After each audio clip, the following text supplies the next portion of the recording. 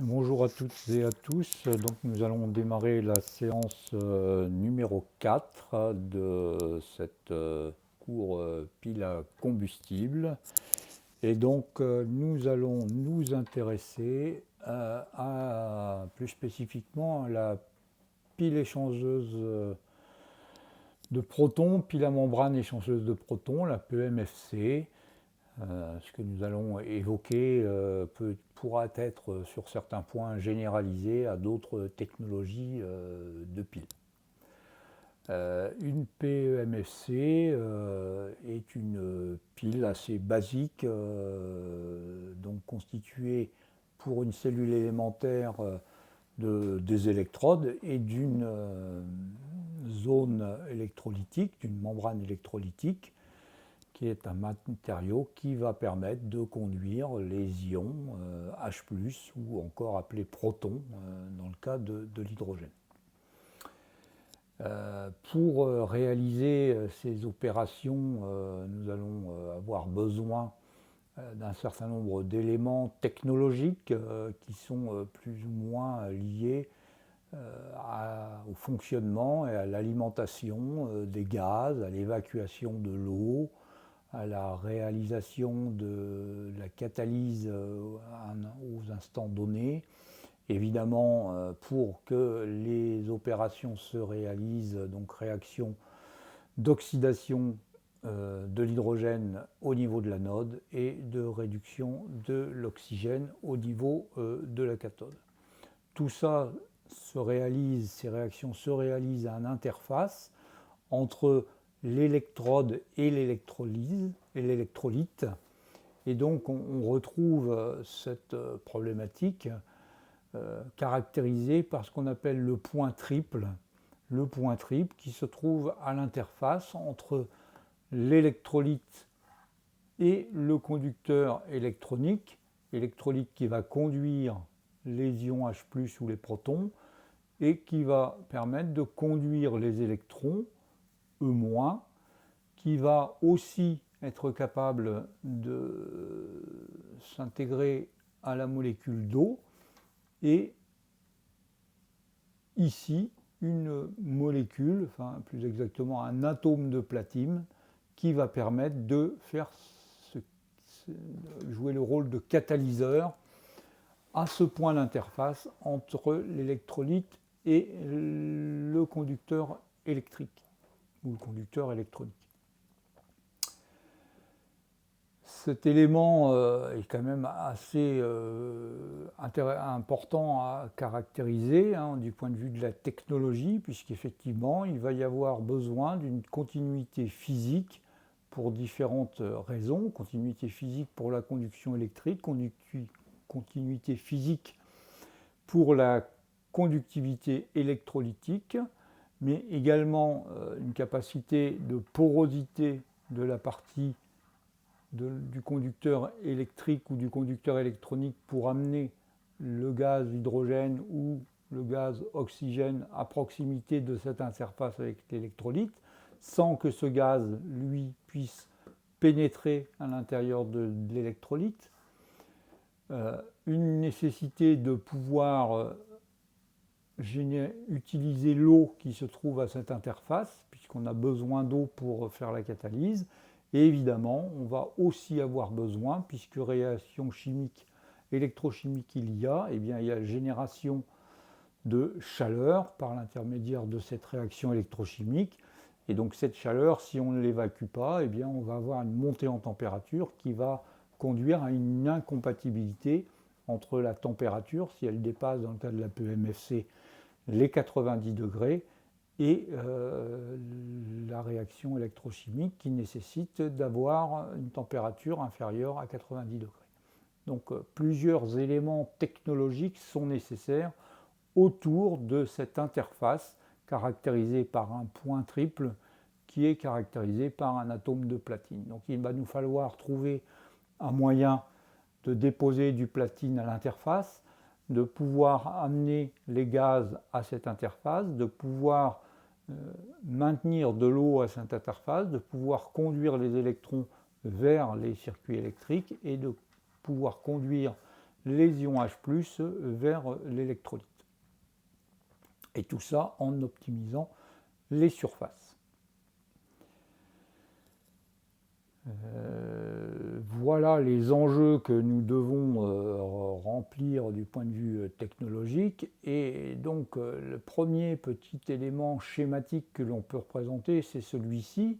C'est que contrairement au schéma jusqu'alors présenté où on trouvait 2 électrodes et une membrane, eh bien, on y a ajouté ici des éléments complémentaires qu'on appelle des plaques unipolaires ou bipolaires, qui vont jouer le rôle de faire en sorte d'amener aux interfaces des électrodes et de la membrane eh bien, les gaz, O2 de ce côté-ci, H2 de l'autre, avec la présence du platine nécessaire à la catalyse, du platine nécessaire ici à la réaction électrochimique, mais évidemment nécessaire des canaux ici qui vont permettre d'évacuer l'eau du circuit, et ici des canaux qui vont permettre d'alimenter en hydrogène chacun des côtés de l'électrode.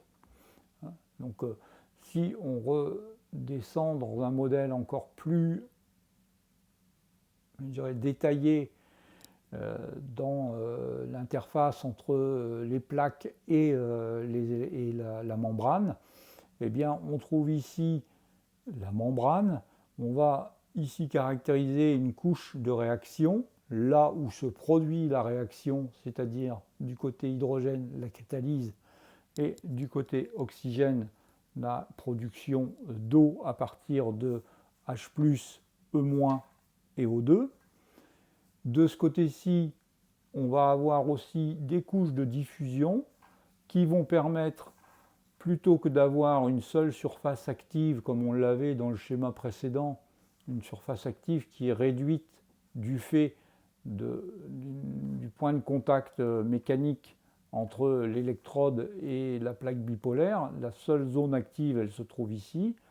Eh bien, l'une des manières d'élargir la zone active, c'est d'introduire une couche de diffusion, une espèce d'éponge, qui va permettre à l'hydrogène ici de diffuser pour alimenter toute la surface active de la couche de réaction, ici, par diffusion, pour du côté hydrogène, et on peut exactement imaginer la même chose du côté oxygène, c'est-à-dire que la pression d'oxygène qui arrive dans cette zone du canal fait diffuser l'oxygène pour arriver à alimenter la totalité de la surface ici de réaction, surface de réaction où on produit l'eau et surface de réaction où ici on génère les H+, et on libère les électrons. Voilà pour ce qui est de ces éléments de technologie. Alors évidemment, jusqu'à présent, nous avons représenté une seule cellule de pile à combustible. On sait très bien que pour générer un générateur électrique qui fasse plusieurs volts, si la tension nominale d'une cellule est de 0,7 volts, il va nous falloir mettre en série ces cellules élémentaires. Alors, cette mise en série, elle pourrait évidemment se faire de manière tout à fait électrique. On prend 2 cellules élémentaires qu'on va caractériser par un générateur électrique à courant continu avec un pôle plus, un pôle moins, une deuxième cellule élémentaire caractérisée ici simplement par un schéma d'un générateur électrique avec un pôle plus et un pôle moins, et je vais relier ces 2 électrodes par un fil. J'ai fait ici une mise en série, et donc j'ai 0,7 volts nominal ici, 0,7 volts nominal ici, et donc entre ce borne plus là et cette borne moins là, eh bien j'ai 1,24 volts, 1,4 volts de nominal. On peut constater ici que la zone de contact entre l'électrode dite positive et l'électrode négative, finalement, elle est négative vis-à-vis de cette électrode ici qui est plus positive, mais elle est positive vis-à-vis de cette électrode-là qui est négative. Donc, d'où lorsque qu'on met en série des cellules élémentaires, eh bien, si on le fait par construction, on va trouver des électrodes qui sont pour d'un côté des électrodes négatives qui doivent avoir de l'oxygène et de l'autre côté, des électrodes négatives qui doivent avoir de l'hydrogène et de l'autre côté des électrodes positives qui sont alimentées en oxygène. Donc, si je reviens à cette méthodologie d'empilement par construction plutôt que de mise en série électriquement, eh bien on retrouve le schéma suivant ici pour deux cellules empilées. Une première plaque terminale qui n'est pas une plaque bipolaire puisqu'elle est la plaque terminale, une électrode qui, avec l'interface de la zone de diffusion qu'on peut trouver, l'électrolyte, l'autre électrode, et une plaque qu'on appelle plaque bipolaire, puisque finalement elle est bien d'un côté positive, de l'autre négative, mais finalement du point de vue électrique, elle est au même potentiel électrique, et selon la nature du gaz qui va transiter, eh bien, on va retrouver cette notion de valeur plus positive ou plus négative. On voit ici que cette plaque ici bipolaire va d'un côté conduire un fluide qui est par exemple le flux oxydant, l'oxygène, et un autre fluide qui est le flux combustible, l'hydrogène. Donc la même plaque va d'un côté générer des électrons et de l'autre côté récupérer ces électrons pour recombiner avec l'oxygène qui est alimenté pour générer l'eau. Donc cette plaque est appelée plaque bipolaire ou plaque bipolaire séparateur. Donc on a ici une mise en série par construction de deux cellules élémentaires. C'est un élément qui est important à imaginer, puisque évidemment ça va avoir des conséquences sur la manière dont on va analyser un empilement par rapport à l'analyse d'une seule cellule élémentaire. J'y reviendrai. Donc la membrane qui est quand même l'élément majeur de cette pile à combustible, les électrodes étant des matériaux assez classiques, nous avons cette membrane qui va nous permettre de faire cette conduction des protons ou des ions H+, et des conducteurs électroniques qui sont les électrodes associées aux plaques qui elles aussi sont conductrices électriques pour alimenter le circuit électrique au niveau du dispositif. La membrane en elle-même peut faire une épaisseur qui est comprise entre 50 et 150 microns. On s'aperçoit ici que cette faible épaisseur lui confère une résistance, une résistance mécanique ou une capacité à être détruite mécaniquement qui est quand même non négligeable. 150 à 50 microns, c'est relativement faible. Et comme il va falloir faire circuler des gaz à proximité de cette membrane, eh bien, il va falloir faire très attention à la différence de pression qu'il y a de chaque côté de cette membrane pour éviter qu'elle soit détruite par un différentiel de pression trop important. Et puis évidemment, cette membrane doit être perméable au gaz, puisqu'il n'est pas question que ou l'hydrogène ou l'oxygène transite de l'électrode d'une électrode à l'autre à travers la porosité de cette membrane.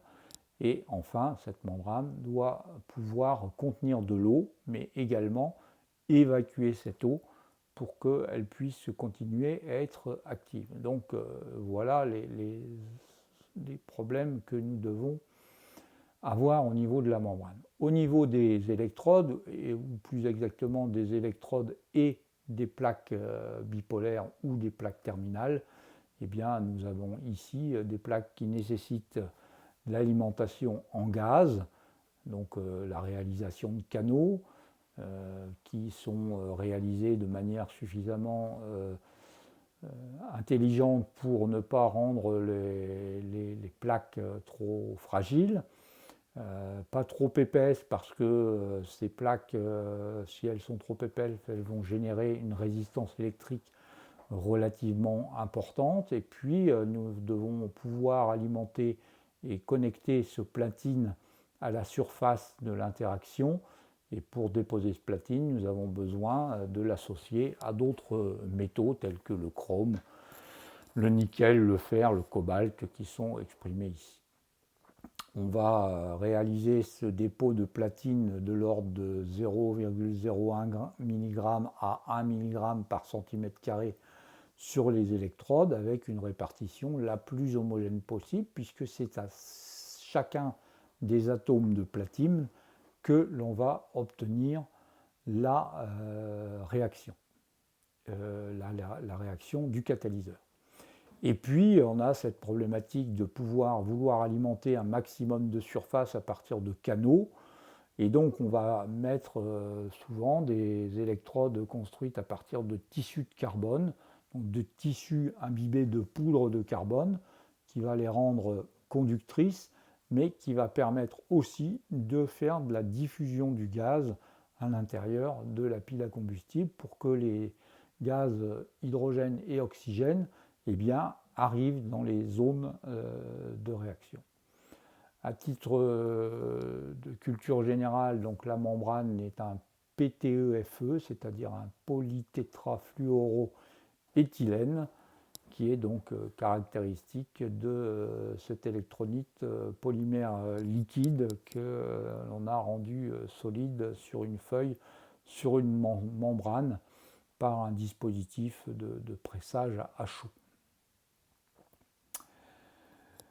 Évidemment, ces électrodes et ces plaques bipolaires devront être capables de faire un certain nombre de fonctions de conduction d'électricité, de résistance mécanique, de conduite de l'eau, de circulation des gaz et d'une résistivité électrique qui soit la plus faible possible et évidemment une capacité à diffuser la chaleur au niveau de nos différents matériaux.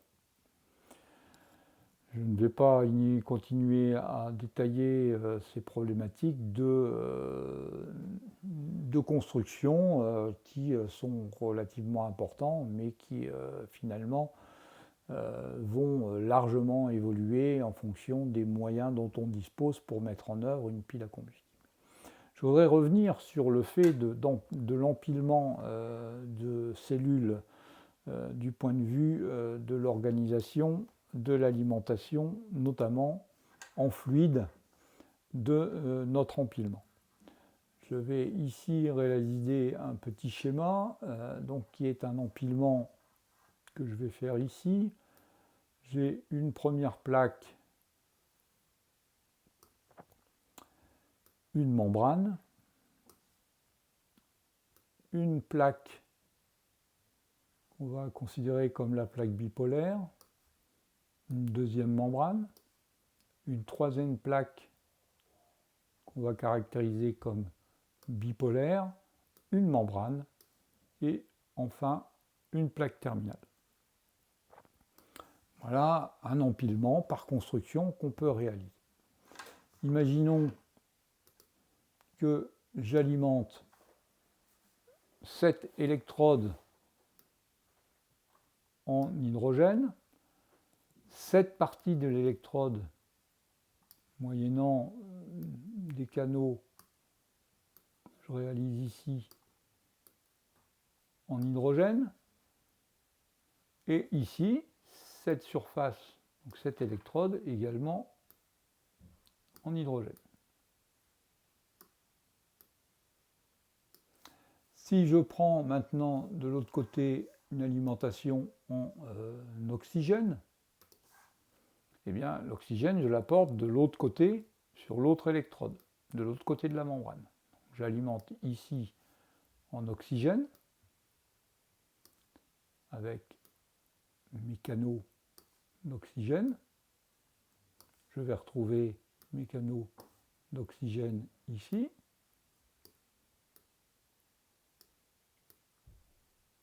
Et enfin, les canaux d'oxygène ici, au niveau de la plaque terminale qui se trouve de l'autre côté. Et puis je vais reprendre la couleur noire pour faire ici les canaux hydrogène de cette plaque terminale. Donc je peux donc prendre ici, connecter tous ces circuits d'alimentation en hydrogène.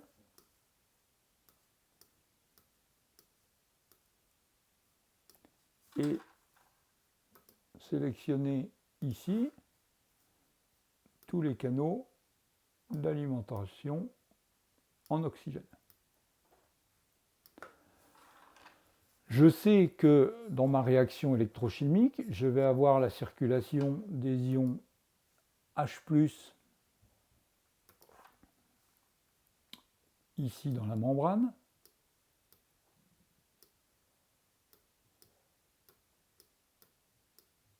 avec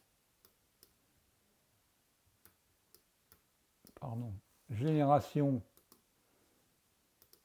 des électrons du côté hydrogène, E-, qui vont pouvoir circuler au sein du circuit électrique, si celui-ci est fermé, pour aller rejoindre l'autre côté, où on va retrouver à nouveau la circulation des ions H+ dans la membrane et des ions H+ dans la membrane, avec les électrons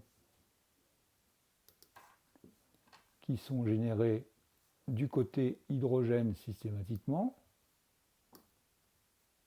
ici et ici. Comme le matériau de la plaque bipolaire est un matériau conducteur, les électrons se situent sur la totalité de la plaque. On sait que la génération d'eau va se produire au niveau de l'électrode qui reçoit l'hydrogène, l'oxygène dans le cas d'une PEMFC. Donc il va falloir ici réaliser un circuit de récupération d'eau pour évacuer cette eau de manière intelligente pour qu'il n'y en ait ni trop peu ni trop. Voilà tout ce que nous devons ici représenter. Si je reprends un schéma d'une cellule élémentaire, d'une pile à combustible, avec deux électrodes et une membrane, eh bien, j'alimentais une électrode en hydrogène, une électrode en oxygène. Cette électrode en hydrogène générait des électrons que j'ai caractérisés ici par des signes moins, qui vont donc libérer les ions H+, qui vont circuler dans la membrane pour rejoindre le côté oxygène et générer cette molécule d'eau H2O grâce à la circulation des électrons dans le circuit électrique. Ici, donc les électrons circulent dans ce sens.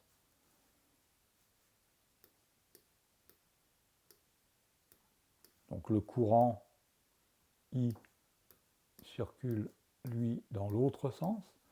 Donc ici, les électrons qui arrivent ici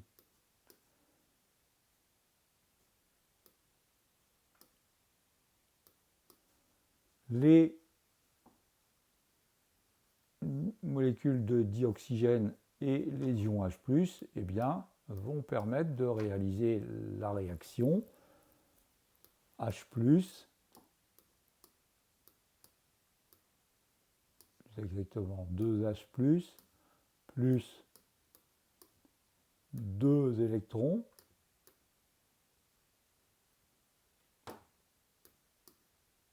plus 1,5 de O2 me fait bien H2O. On voit ici que le flux d'hydrogène qui est généré ici génère les électrons directement. Si par contre je reviens ici, le flux d'hydrogène que j'envoie ici, il alimente chacune des électrodes. Et donc, les électrons ici vont être générés par, ici dans mon exemple, comme j'ai 3 cellules, un tiers du volume d'hydrogène que j'injecte. Un tiers ici, dans la première électrode, un tiers dans la deuxième, un tiers dans la troisième électrode. Donc, la quantité d'électrons qui vont être générés pour participer à la conduction électrique et donc fournir mon courant électrique ici, il est plus proportionnel au volume d'hydrogène total, mais à la partie d'hydrogène qui alimente chacune des électrodes. Donc il faudra bien tenir compte de cette répartition, notamment du flux d'hydrogène, mais également du flux d'oxygène, c'est nécessaire, pour calculer le rendement, comme on a pu le faire dans le calcul du rendement, dans le cas d'une seule cellule. C'est un élément important à mémoriser et à ne pas oublier lorsque l'on aura à travailler sur ce sujet.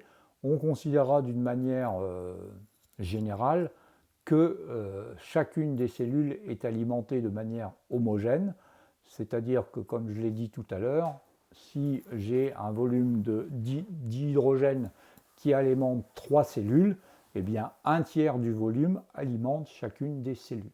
Si j'en avais 10 de cellules, eh bien un dixième du volume alimenterait chacune des cellules. Donc c'est un élément important à retenir, que quand on a un nombre de cellules empilées, eh bien le volume d'hydrogène, c'est bien le volume d'hydrogène qui alimente chacune des cellules, et non pas le volume global d'hydrogène qui alimente toutes les cellules qu'il faudra prendre en compte dans les différents calculs de rendement. Je vais revenir à la cellule élémentaire de la pile à combustible, des PEMFC. Cette caractéristique électrique, qui est une caractéristique assez classique de tout générateur électrique, eh bien, est constituée d'une relation qui lie la tension de la cellule de pile à combustible en fonction de courant qui va être débité par cette cellule de pile à combustible. Donc, à vide, sans consommation de courant, on va retrouver la tension à vide, FEM à vide ETH, E théorique, que l'on a calculé à partir de l'énergie libre de Gibbs et qui fait 1,23 volts à 25 degrés. Et puis, en fur et à mesure que le courant va circuler, eh bien, on a un certain nombre de différences de potentiel qui vont arriver, une différence de potentiel caractéristique de ce qui se passe à l'anode, une différence de potentiel caractéristique de ce qui se passe à la cathode, et une différence de potentiel liée à la circulation des courants, ou des charges plus exactement, que ce soit les courants ioniques ou les courants électroniques. Donc on va retrouver ici des problématiques liées à la membrane, mais on pourra y ajouter aussi des problématiques liées aux résistances ohmiques du circuit électrique. Cette caractéristique, on peut la représenter, les représenter comme ceci, la tension en fonction du courant, ou plus exactement ici, de la densité de courant. Donc on part de la tension où le courant est nul, qui est de 1,23 volts, la tension théorique, et on s'aperçoit que la différence de potentiel en fonction de l'augmentation du courant va décroître pour arriver à une zone plus ou moins linéaire, caractéristique de la zone de perte ohmique des électrodes et des pertes, on va dire, de conductivité de la membrane, et puis enfin une zone liées à un dysfonctionnement, notamment lié à l'accumulation d'eau du côté de l'oxygène. Donc la première partie de chute de potentiel qui va de 1,23 volts vers l'ordre de un peu plus de 0,7 volts, c'est ce qu'on appelle la chute de potentiel d'activation, qui se réalise du côté de la cathode. C'est en fait lié au fait qu'on va commencer à absorber des électrons dans le circuit électrique avant que de nouveaux électrons viennent les remplacer par le dispositif de catalyse. Et puis ensuite, l'équilibre se réalise entre les électrons qui sont prélevés et les électrons qui sont produits par la catalyse. Et donc, on a une augmentation du nombre d'électrons produits de manière à peu près constante, mais comme il y a une résistance électrique et une résistance à la circulation des ions, on a une diminution de la chute de potentiel à travers cette résistivité. Et puis ensuite, on arrive dans une zone qu'on appelle la zone de diffusion, c'est-à-dire que là, on est plutôt du côté de l'oxygène, c'est-à-dire qu'on produit plus d'eau qu'on est capable d'en évacuer, par exemple, et donc on va être incapable d'alimenter en oxygène convenablement cette électrode, et donc on va noyer notre cellule, et donc en fait on ne va pas arriver à ce point ici, mais en fait on va désactiver la pile, et de ce point on va aller sur l'arrêt du fonctionnement, c'est-à-dire plus de potentiel et plus de courant, et la pile s'arrête. Ça n'est pas très grave si on n'y reste pas trop longtemps, donc cette zone ici sera à surveiller lors du fonctionnement des piles à combustible. On n'a pas le droit d'y aller de manière permanente, on peut y passer, mais on ne peut pas y aller de manière permanente. Et on voit ici que la zone d'utilisation de notre cellule de pile à combustible, et ce sera vrai pour l'empilement de cellules à pile à combustible, eh bien c'est la zone de perte ohmique, la zone de perte ohmique de l'électrode et de la membrane que nous devrons utiliser. Donc le premier modèle électrique que l'on peut utiliser, eh bien, c'est un modèle relativement simpliste, mais au moins qui a un caractère d'efficacité en termes de présentation. Je vais vous représenter ici un petit schéma de notre caractéristique. Je vais ici reprendre, je trouve le curseur, la caractéristique tension V en fonction de la densité de courant J. Et donc ma caractéristique, je vais la représenter, 1,23 volts, une première chute liée à ce qui se passe du côté hydrogène, et enfin une dernière chute qui se passe du côté oxygène. Je peux, à partir de cette caractéristique, modéliser une tangente à la droite, à la zone linéaire qu'on trouve ici, qui va venir couper l'axe des ordonnées, avec une caractéristique qu'on va appeler E0, qui est la tension à vide de notre générateur. Et ici, on va caractériser l'élément résistif à partir de la variation, du rapport de la variation de la densité de courant delta J par rapport à la variation de la variation de tension. Alors, si je change de couleur, ça permettra d'y voir un peu plus clair. Entre ici et ici, delta V, avec une résistance en ohms par mètre carré, dans la mesure où ici on a des ampères par mètre carré ou par centimètre carré. J'ai mis des ohms par mètre carré, je mets des ampères par mètre carré. Et ici, une tension V en volts. Donc je trouve la résistance R égale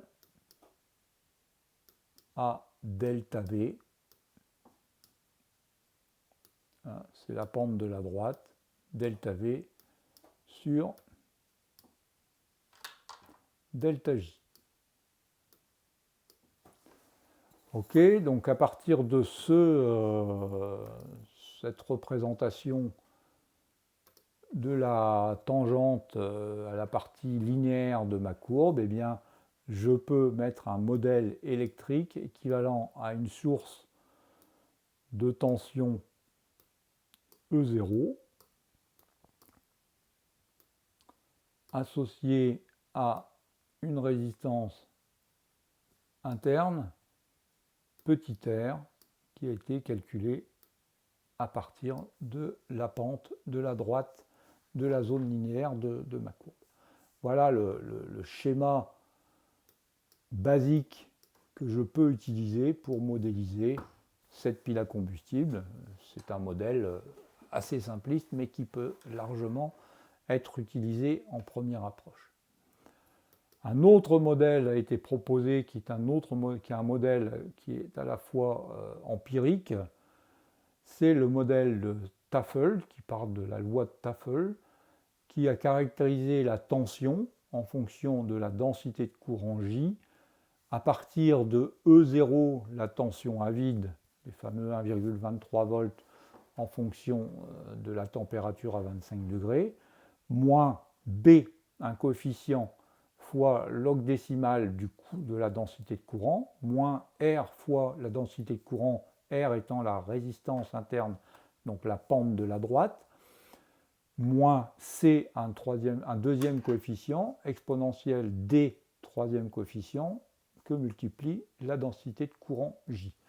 À partir de cette équation, on recherche par tâtonnement ou par calcul les différents paramètres B, C et D pour s'approcher le plus près possible de la forme de la caractéristique. Et une fois qu'on a obtenu cette similarité grâce aux coefficients B, C et D, eh bien, on peut utiliser cette équation comme étant un modèle mathématique utilisable dans une simulation, par exemple, d'un circuit alimenté par une pile à combustible.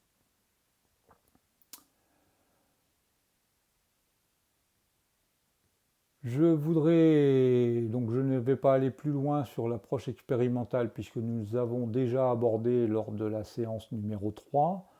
Je reviendrai lors de la prochaine séance qui sera plutôt consacrée à des exercices sur ce point-là, notamment en ce qui concerne la problématique de l'alimentation d'une pile constituée de plusieurs cellules. Ce qui est important ici de noter, c'est qu'on a évalué un ordre de grandeur de la densité de courant susceptible d'être générée par une cellule de pile à combustible qui est de l'ordre de 0,8 A par centimètre carré pour une tension nominale de cette cellule à 0,7 volts. Donc si par exemple je veux faire un générateur électrique à courant continu qui débite 7 volts en nominal pour 8 ampères, eh bien je sais que je vais devoir empiler 10 cellules pour faire 7 volts en nominal. Et si je veux faire 8 ampères, eh bien je sais que la surface utile de ma pile à combustible, des électrodes, devra faire 10 cm². Donc ça me permet de dimensionner la pile à combustible si je veux en construire une qui fait donc 7 volts 8 ampères, donc 7 x 8, 56 watts. Voilà un moyen d'essayer de retenir ces éléments qui donnent des ordres de grandeur qui ne sont pas très loin de finalement la réalité lorsqu'on a besoin d'imaginer le volume d'une pile à combustible qui devrait fournir par exemple 100 watts, 1 kW, Donc si on veut avoir 1 kW sous 50 volts, eh bien ça vous donne une idée du nombre de cellules à empiler et de la surface nécessaire. Nous reviendrons donc sur ces sujets. Vous avez ici donc un certain nombre d'éléments complémentaires et donc vous trouverez bientôt sur le site du cours pile sur la plateforme Eureka très certainement des petits QCM qui vous permettent de vous entraîner pour vérifier vos connaissances. Et puis, eh bien, je vous dis à bientôt pour la prochaine séance numéro 5 qui sera plutôt consacrée à des exercices d'application de ce que nous voulons de voir ensemble. Bonne fin de journée et à bientôt.